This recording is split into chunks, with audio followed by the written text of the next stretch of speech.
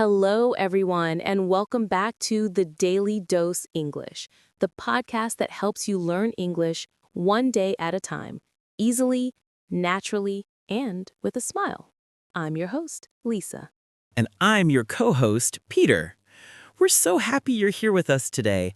If you're listening while walking, cooking, cleaning, or lying on your bed pretending to study, don't worry, we won't tell anyone. Today's episode is a really special one. We're talking about something everyone wants, but many learners struggle with, speaking English with confidence. Yes. Confidence. Something I am still trying to download into my brain like an app. Is there an English Confidence 2.0 I can install? If only it were that easy. But actually, building confidence is easier than many people think. And today, we're going to show you how. Yes.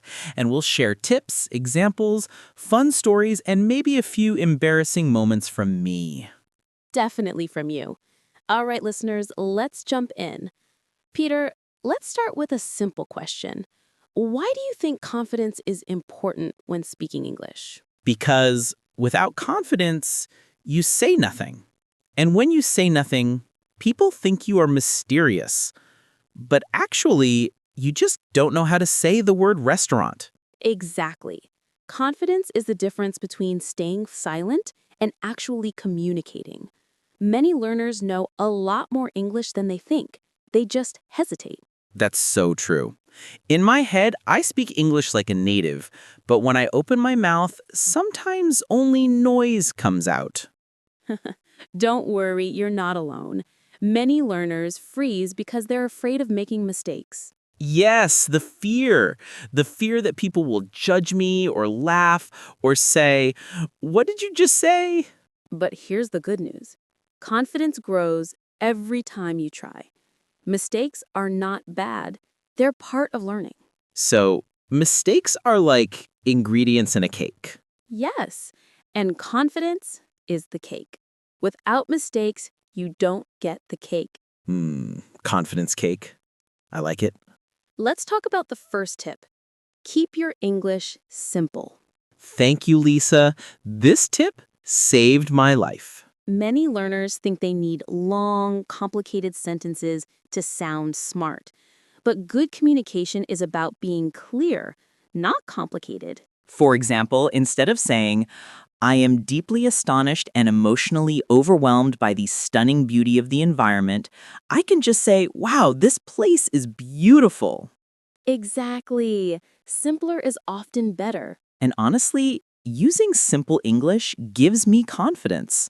If I don't stress about grammar or fancy vocabulary, I talk more. Yes, confidence grows when communication becomes easy, not stressful.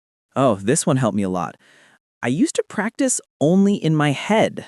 Many learners do, but speaking is a physical skill. Your mouth, tongue, and brain need practice together.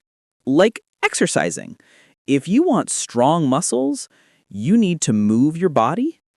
If you want strong speaking skills, you need to move your mouth. Exactly. Practice speaking out loud, even when you're alone. I do this at home. Sometimes I talk to myself in the mirror. Sometimes I talk to my cat. Sometimes my cat walks away, but that's okay. Your cat is practicing listening. Yeah, she understands English better than me now. So, listeners, don't wait for perfect opportunities. Talk to yourself, record your voice, repeat phrases, just speak out loud. Confidence is not only about skill, it's also about mindset, how you think. Oh no, mindset. My greatest enemy. Mindset can make or break your confidence. For example, if you think, my English is bad, you will feel shy. But if you think, my English is improving, you'll feel more motivated. That's so true. When I focus on progress, I talk more. When I focus on perfection, I freeze like a snowman. Confidence comes from believing you can communicate even if you're not perfect. So instead of saying, "I speak bad English," I can say, "I'm learning English," right? Exactly. A small change in words creates a big change in confidence. This is my favorite tip because I make many mistakes every day, every hour. Making mistakes means you're learning. Native speakers make mistakes all the time too. Really? Yes, listen to people in any country. Everyone pauses, restarts sentences, uses the wrong words sometimes. It's normal. Wow, so my mistakes are normal? Completely normal. Mistakes are your teachers. Hello, mistakes. Nice to meet you. Please teach me gently. Don't be afraid to talk and fail. The more you try, the faster you improve. I love this part. Confidence phrases. These are simple phrases that help you keep talking even when you're unsure. I use these all the time. They make me feel like a professional speaker. Here are a few examples. Let me think for a moment. I'm not sure, but I think... What I mean is... Could you repeat that, please? These phrases are magic. When I forget a word, I use what I mean is, then I explain it in another way. Yes, they help you continue the conversation smoothly. And continuing the conversation equals confidence. Confidence grows when you recognize your progress. Even small achievements matter. I agree. Before, I only focused on what I couldn't do, but now I celebrate everything. Like what? If I speak English for 3 minutes, I celebrate. If I understand a sentence in a movie, I celebrate too. If I learn one new word, I celebrate. If I don't cry after English class, I celebrate. Good job, Peter. Listeners, confidence grows when you acknowledge your effort. This changed my life. Seriously? Yes, immersion builds confidence automatically. Listen to English podcasts, watch English shows, read English posts, talk with English-speaking friends. When English becomes part of your daily life, it feels natural.